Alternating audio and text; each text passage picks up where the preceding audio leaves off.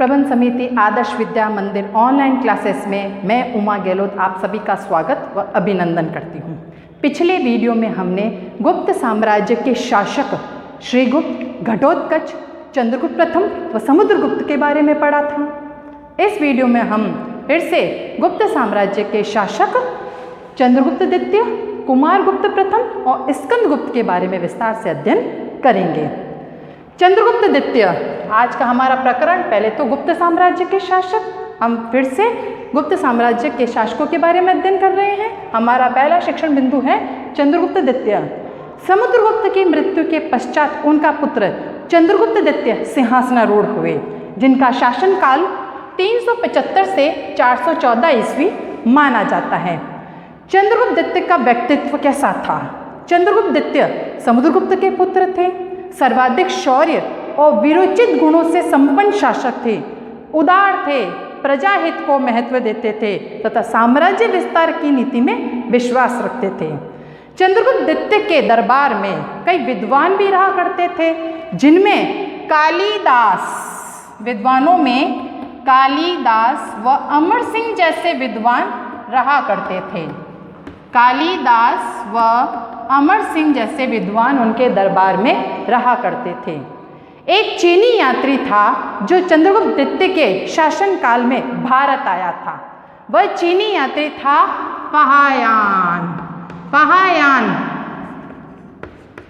फाहियान चंद्रगुप्त द्वितीय के शासनकाल में भारत आया था। यह आपकी बोर्ड परीक्षाओं में भी प्रश्न आता है कि फाहियान कौन से शासक के काल में भारत आया था? तो फाहियान चंद्रगुप्त द्वितीय के शासनकाल में भारत आया था। चंद्रगुप्त द्वितीय जब शासक बना था तो उस समय गुप्त साम्राज्य की आर्थिक स्थिति अच्छी नहीं थी। चंद्रगुप्त द्वितीय ने अपनी आर्थिक परिस्थितियों को सुधारने के लिए उसने वैवाहिक संबंधों की नीति अपनाई, अर्थात विवाह संबंधों के द्वारा ही उसने अपनी आर्थिक परिस्थितियों को सुदृढ़ करना प्रारंभ किया। चंद्रगुप्त द्वितीय ने सर्वप्रथम स्वयं किससे विवाह किया? नागवंश की, यहाँ पर गुप्त साम्राज्य था। चंद्रगुप्त द्वितीय ने नागवंश की कन्या थी कुबेर नागा के साथ में विवाह किया, कदम वंश की राजकुमारी के साथ में विवाह किया और अपनी आर्थिक स्थिति को सुदृढ़ करना प्रारंभ किया। उसके पश्चात चंद्रगुप्त द्वितीय की एक पुत्री थी जिसका नाम था प्रभावती।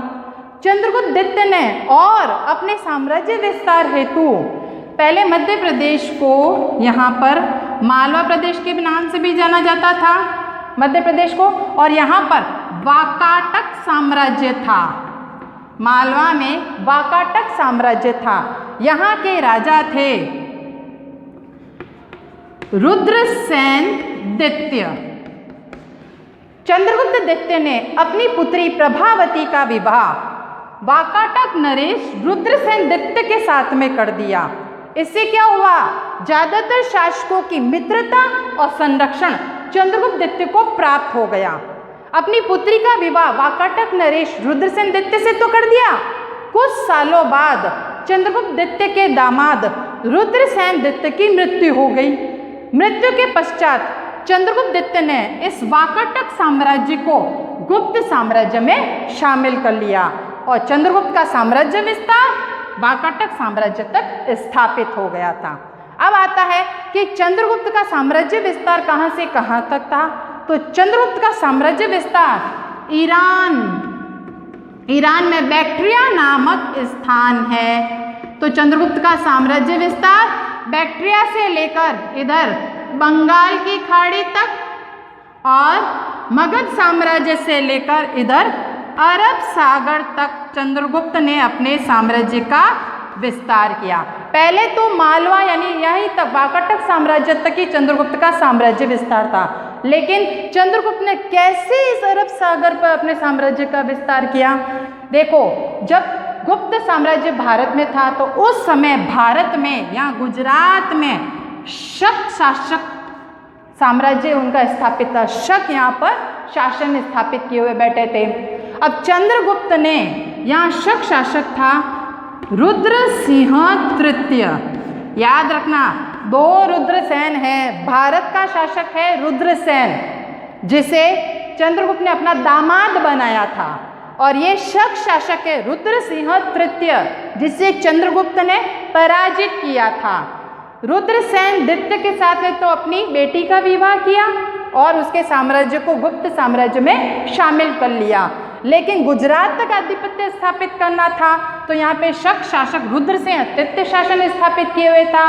चंद्रगुप्त ने इसी शक शासक रुद्रसिंह तृतीय को पराजित किया और गुजरात और काठियावाड़ पर चंद्रगुप्त का आधिपत्य स्थापित हो गया। तो इस प्रकार चंद्रगुप्त ने अरब सागर तक अपना आधिपत्य स्थापित कर लिया। कैसे किया? ईरान से लेकर बंगाल की खाड़ी तक, वहां तक उनके साम्राज्य का विस्तार था। मगध साम्राज्य से लेकर अरब सागर तक उनके साम्राज्य का विस्तार था। चंद्रगुप्त ने शकों को पराजित किया था।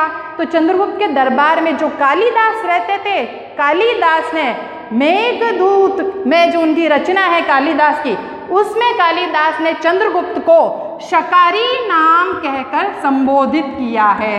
चंद्रगुप्त को शकारी कहकर पुकारा है। चंद्रगुप्त ने शकों को पराजित किया। इस विजय की स्मृति में ही चंद्रगुप्त ने चांदी के सिक्के जारी किए थे। शकों को पराजित कर दिया तो चंद्रगुप्त ने विक्रमादित्य की उपाधि धारण कर ली कि मैं विजयी हुआ, तो उन्होंने विक्रमादित्य की उपाधि धारण कर ली थी। हमारे भारत में ऐसा बताया जाता है कि विक्रम संवत 57 ईस्वी पूर्व में प्रारंभ हुआ था, लेकिन यह पहली सदी में ही प्रारंभ हो गया था। लेकिन जब 57 ईस्वी में प्रारंभ हुआ तो इस संवत को विक्रम संवत नहीं कहते थे, इस संवत को मालव संवत के नाम से पुकारते थे। लेकिन जब चंद्रगुप्त ने विक्रमादित्य की उपाधि धारण की तो इसी उपलक्ष्य में, इसी जीत के उपलक्ष्य में चंद्रगुप्त द्वितीय ने इस 57 ईस्वी मालव संवत को विक्रम संवत नाम दिया और यहीं से ही विक्रम संवत की शुरुआत मानी जाती है। चंद्रगुप्त ने चारों दिशाओं में अपने साम्राज्य का विस्तार किया और इस प्रकार चंद्रगुप्त ने अपने यश में वृद्धि की थी।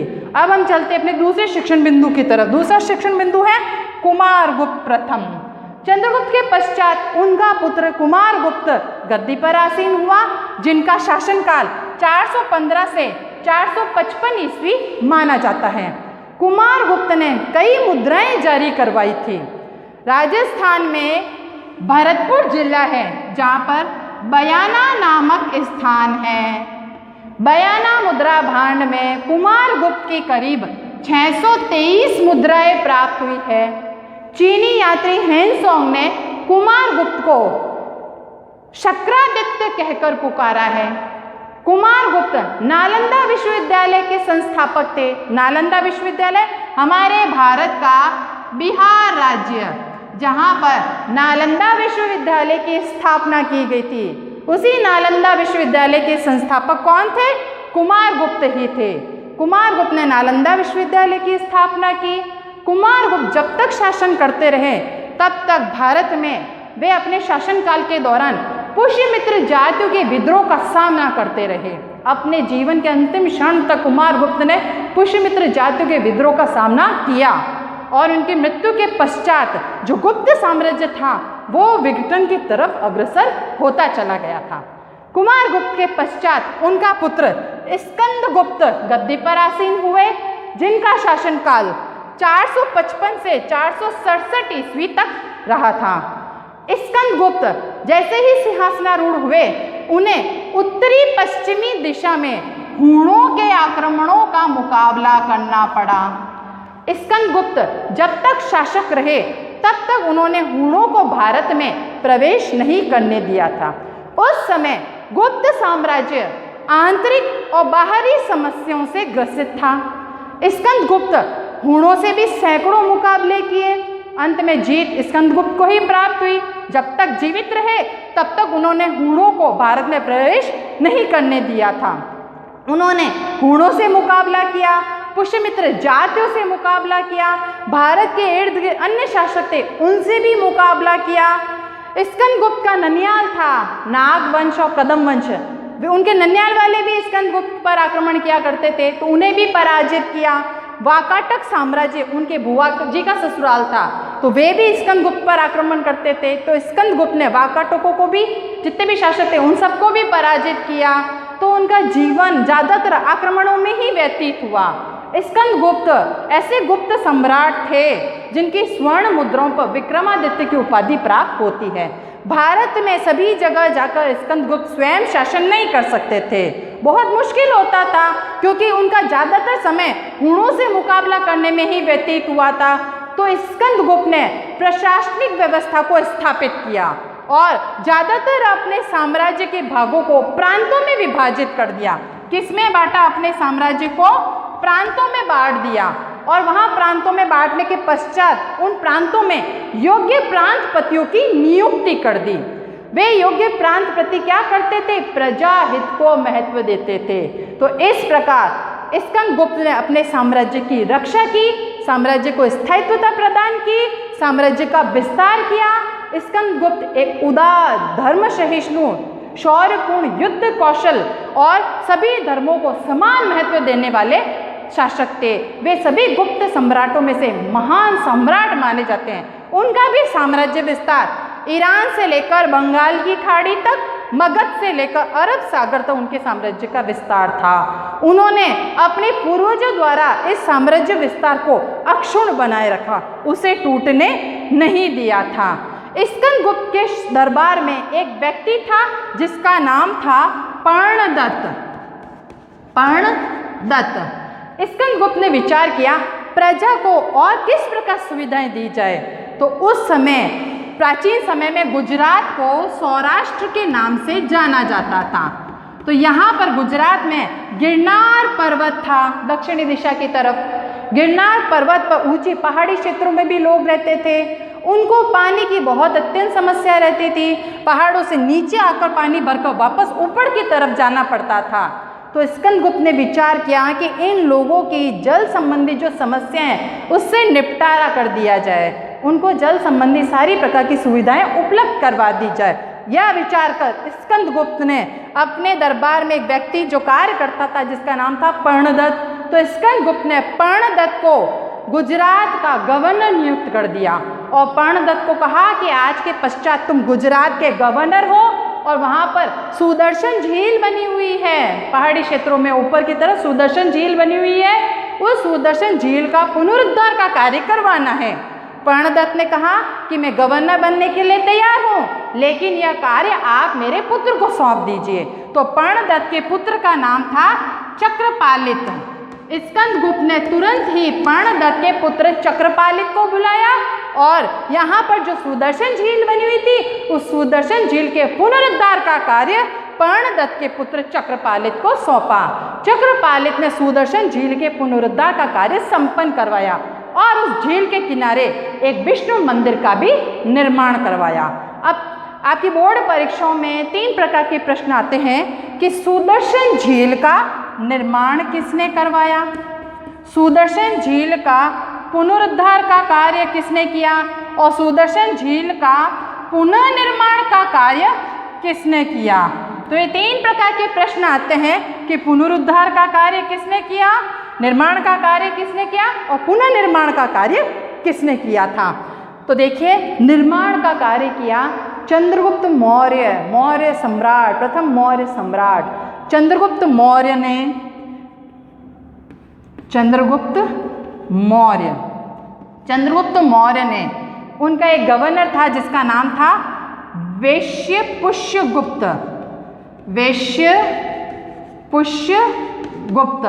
चंद्रगुप्त मौर्य ने अपने गवर्नर वैश्यपुष्यगुप्त के द्वारा गुजरात में सुदर्शन झील का निर्माण करवाया था। प्रश्न है, निर्माण किसने करवाया? चंद्रगुप्त मौर्य ने गवर्नर वैश्यपुष्यगुप्त द्वारा गुजरात में या गिरनार पर्वत पर सुदर्शन झील का निर्माण करवाया था। अब प्रश्न है, पुनरुद्धार किसने करवाया? तो गुप्त सम्राट स्कंदगुप्त। गुप्त सम्राट स्कंदगुप्त। गवर्नर कौन है? पर्णदत्त के पुत्र चक्रपालित द्वारा वहाँ सुदर्शन झील का पुनरुद्धार का कार्य करवाया गया था। अब आए कि पुनर्निर्माण किसने करवाया? तो पुनर्निर्माण शक शासक रुद्र सिंह तृतीय था, जिसका गवर्नर था सुविशाख द्वारा वहाँ पर सुदर्शन झील का पुनर्निर्माण का कार्य संपन्न करवाया गया था। याद रखना ये तीनों प्रश्न। अब हम चलते हैं कि गुप्त सम्राटों के पतन के क्या कारण थे। गुप्त सम्राट स्कंदगुप्त की मृत्यु हो गई कुछ समय पश्चात। स्कंदगुप्त की मृत्यु के पश्चात पुरुगुप्त, बालादित्य, कुमारगुप्त द्वितीय, कुमारगुप्त तृतीय, कई प्रकार के शासक हुए। ये सभी शासक कमजोर थे, दुर्बल थे, अयोग्य थे। इन्हीं शासकों के कारण गुप्त साम्राज्य धीरे धीरे सीमित होता चला गया और इसी सीमित शासकों को देखते हुए बाकी सारे शासकों को लाभ उठाने का अवसर प्राप्त हो गया। यानी उनके पतन का क्या कारण था? केंद्रीय शक्ति का दुर्बल होना गुप्तों के पतन का कारण बना। दूसरा कारण, गुप्त सम्राटों का बौद्ध धर्म की तरफ झुकाव हो गया था, जिसकी वजह से वे समाप्त हो गए थे। तीसरा कारण, उन्होंने सैनिक शक्ति और शांतिपूर्ण विदेश नीति की तरफ ध्यान नहीं दिया, जिसकी वजह से उनका पतन हो गया था।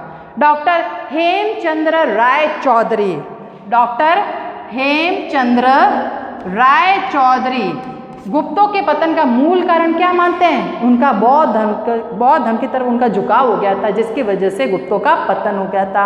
ऐसी परिस्थितियों को देखते हुए बंगाल के गौड़ों ने मौके का फायदा उठाया और बंगाल के गौड़ शासकों ने ही गुप्त साम्राज्य को सदा सदा के लिए समाप्त कर दिया। धन्यवाद।